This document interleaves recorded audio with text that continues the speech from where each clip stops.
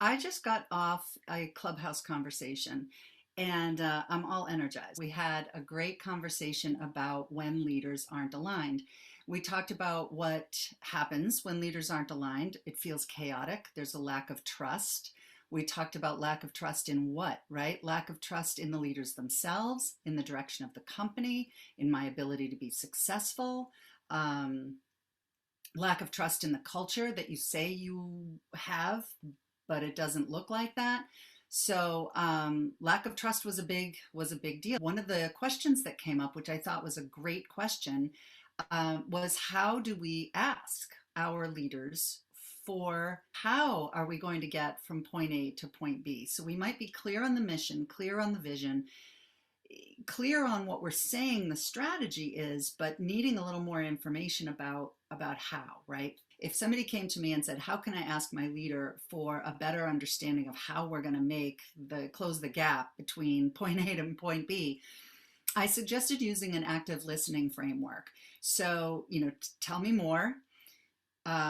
If I understand correctly, our mission is to do this, and our vision is to get from point A to point B. In terms of strategy, I know I need a little help understanding how to translate that into the day to day.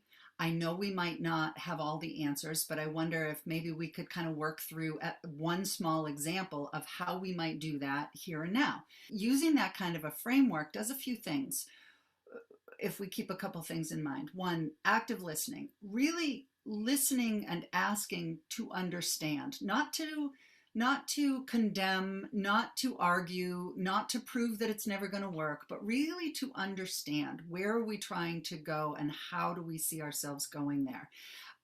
Using empathy and understanding that your leader, probably just came out of a conversation that was not an easy one.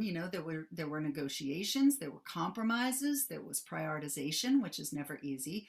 So having a little bit of empathy for your leader who's standing up there kind of vulnerably in front of their team saying, okay, guys, here's what we're going to do. And you can add a little bit of empathy and saying, like, we may not have all the answers, but it would be helpful for me to kind of work through one example of how we might start thinking about this, knowing that we might not have all of the answers. And so those couple of things: active listening framework, asking for one example, and using the we.